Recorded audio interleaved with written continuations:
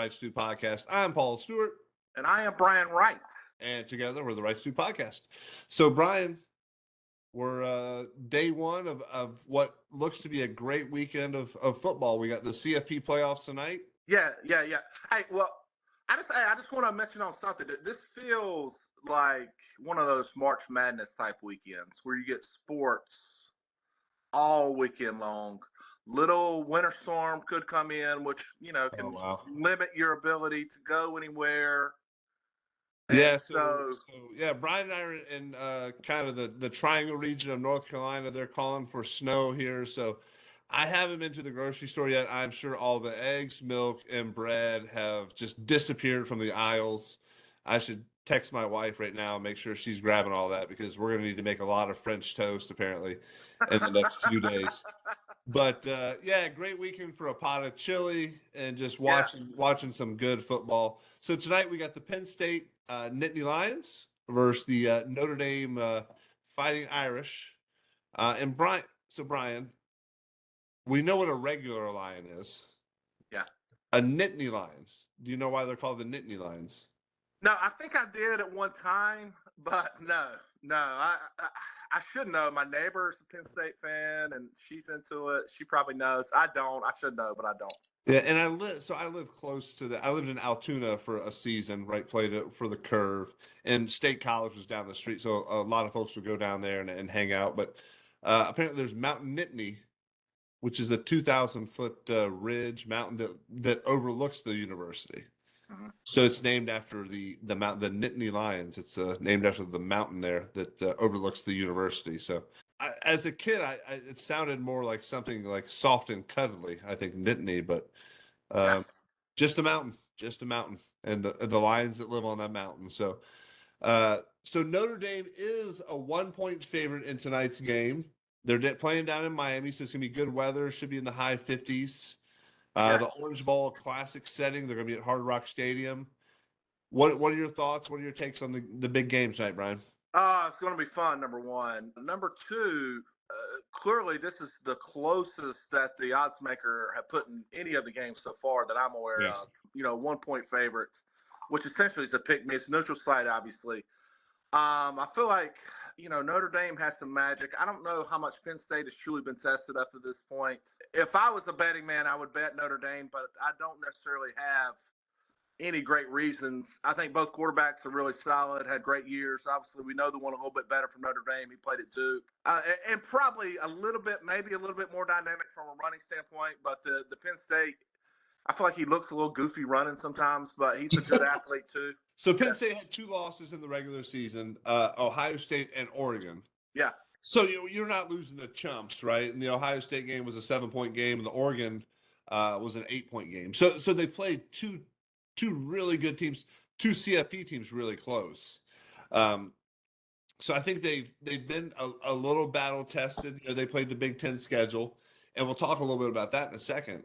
And then Notre Dame also played kind of a loose ACC schedule, and then the loss that kind of shook the college world for a little bit, the loss to NIU at the very beginning of the season, and then since then Notre Dame has kind of rolled. They haven't really missed a beat, haven't played the toughest schedule in the world, and Coach Franklin from Penn State kind of took a shot at Notre Dame during one of their press conferences as they're leading up to the game, saying, hey, we should all be playing in a conference.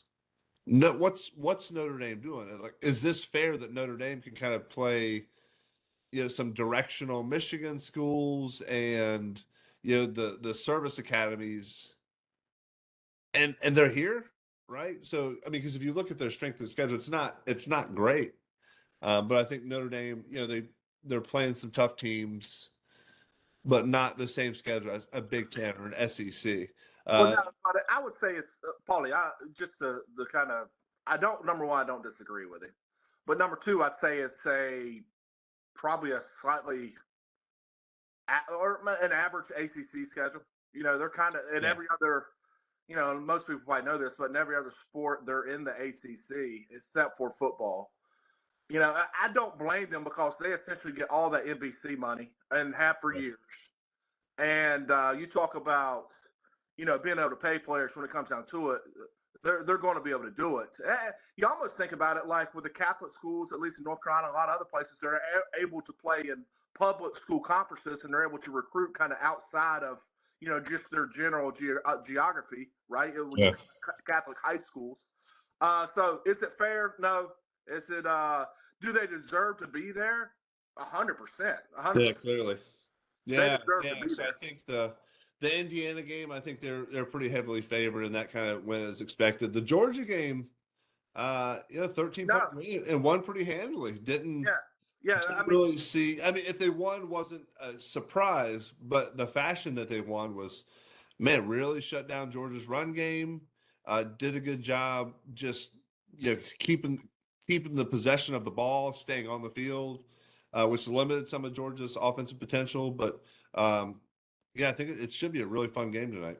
And just to circle back around just a bit, when there were only 4 teams, I think you could have argued more Franklin's point that, hey, they don't play in a conference, don't have to play a conference championship.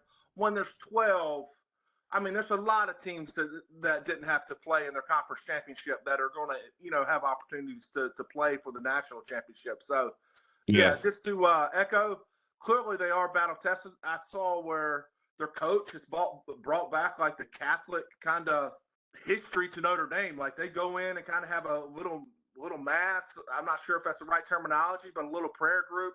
There's like 40 or 50 guys in Bible studies. I think the coach for Notre Dame has converted to Catholicism. So he's completely bought in. It's all in. Yeah.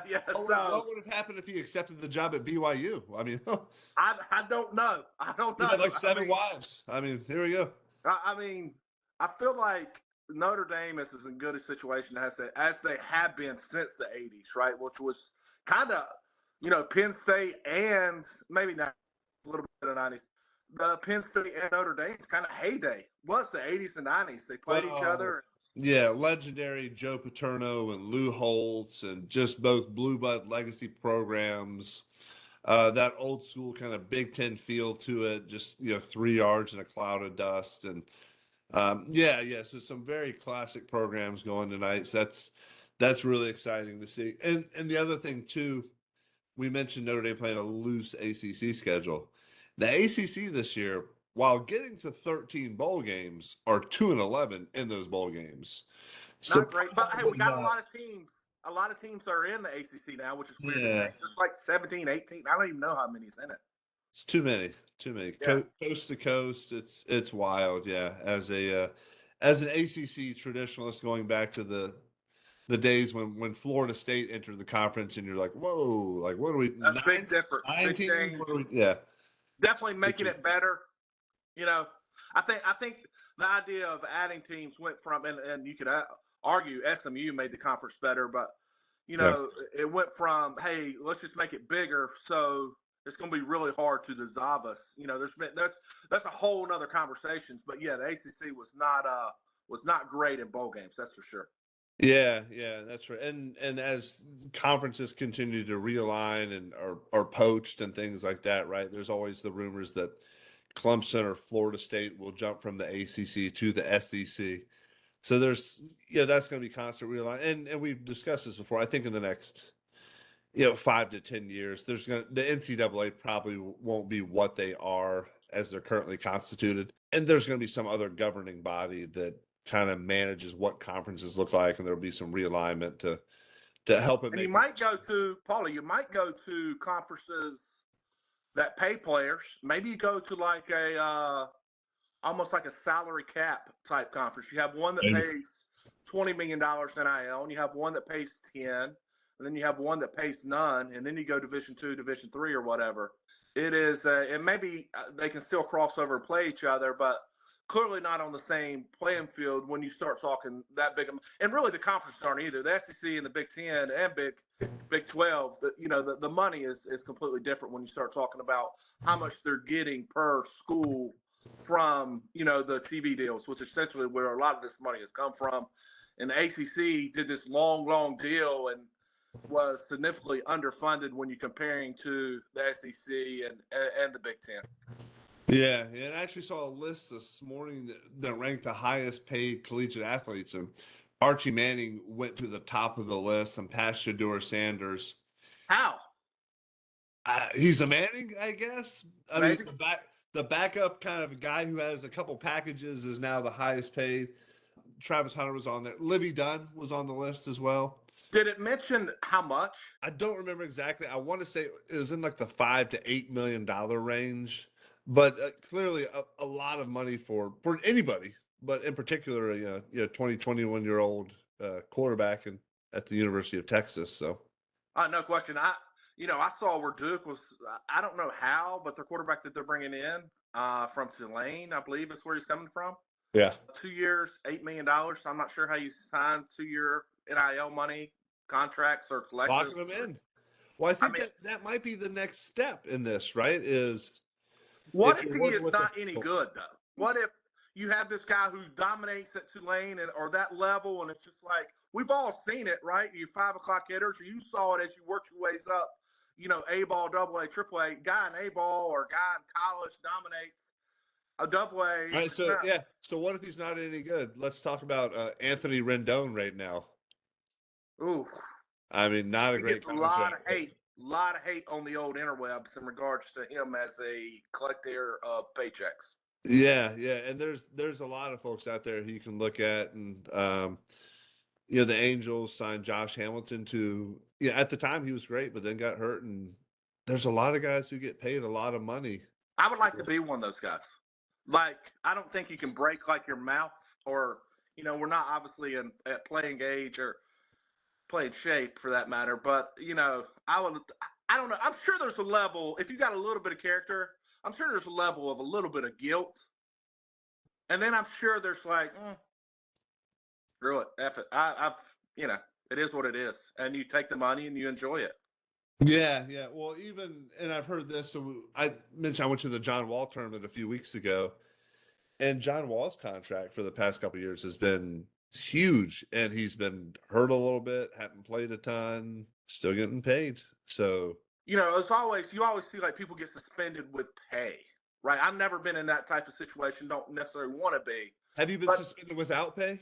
well, no, I've never been suspended. Again, it's usually some type of bad allegations around that. So you don't necessarily want to be that.